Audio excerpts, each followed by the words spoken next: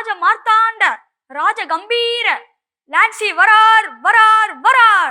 என்ன லெவின், இன்னைக்கு கோஷம்லாம் கொஞ்சம் ஓவரா இருக்கு. லோ பிள்ளைங்களா, என்ன எப்படி கோஷம் போட்டுக்கிட்டு வரீங்க? யாராவது பெரிய அரசர் வராங்க? பிஷப் தாத்தா, இன்னைக்கு என்னோட பர்த்டே. உன்னுடைய பர்த்டேவா? தெரியவே இல்லை. பிறந்த நாள் வாழ்த்துக்கள். தேங்க்யூ தாத்தா.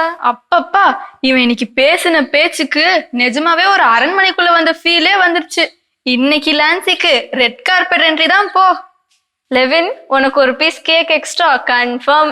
பிஷப் தாத்தா, ஜஸ்ட் ஃபார் ஃபன், அவளை கூப்பிடுறதுக்காக தான் இப்படி ஒரு ப்ரொமோ கொடுத்தேன். ப்ரொமோன்னு சொன்ன உடனே ஞாபகம் வருது. இப்போ நம்ம திருவருகை காலத்தில் இருக்கிறோம். இயேசுனுடைய பிறப்பை கொண்டாட போகிறோம். இயேசு பிறந்ததுக்கு முன்னாடி இயேசுக்கு ஒருத்தர் ப்ரொமோ கொடுத்தாரு. இது மாதிரி தா வரார், இப்படியோ வரார் வரார் அப்படின்னு சொல்லிட்டு இருந்தார். யாருன்னு உங்களுக்கு ஞாபகம் வருதா?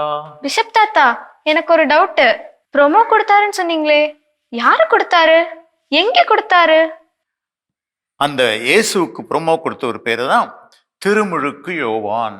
அவரை பற்றி நாம் நினைக்கும் போது இந்த திருவருகை காலத்தில் அவரை பற்றி நினைக்காம நம்ம இருக்கவே முடியாது. ஏன் அப்படின்னா, ஒவ்வொரு ஞாயிற்றுக்கிழமையும் பார்த்தீங்கன்னா அந்த திருமுழுக்கு யோவான் பற்றி ஒரு பகுதி வந்துகிட்டே இருக்கும். ஏன்னா அந்த திருமுழுக்கு யோவான் அந்த ப்ரொமோ கொடுத்தவர் எப்படி அப்படின்னா, அவருக்கு 4 குணங்கள். ஒன்று, அவரது எளிமை ஏழ்மை. அவர் இப்படி என்ன சாப்பிட்டாரு? வெட்டுக்கிளிகளையும் காட்டுத்தேனும். சாதாரண சாப்பாடு கிடையாது. அப்படின்னா காட்டிலே இருந்துட்டு காட்டில் கிடைக்கிறத சாப்பிட்டார். 2வது, அவருடைய தாட்சி. அவர் என்ன சொன்னாரு? அவர் வளர்க நான் குறைக அப்படின்னு சொல்லி அவரை பற்றி தாழ்ச்சி. 3வது, உண்மை. அப்படின்னா சத்தமா உறக்க கூறுதல், உண்மையை உறக்க. ஏரோதரசர், நீ செய்வது தவறு அப்படின்னு சொல்லி தைரியமா சொன்னார். 4வது, தான் சொன்ன அந்த உண்மைக்காக அவர் உயிரையே தியாகம் கொடுத்தாரு. உங்களுக்கு தெரியும், அவர் தலை வெட்டப்பட்டு இறந்தாருன்னு சொல்லி. இந்த திருமுழுக்கு யோவான் இயேசுனுடைய முன்னோடி அப்படின்னு சொல்லி நம்ம எல்லாரும் கொண்டாடுறோம். அவர் கையில ஒரு குச்சியும் வச்சுட்டு இருக்கிறத நம்ம படங்கள்ல பார்த்துருக்கோம்.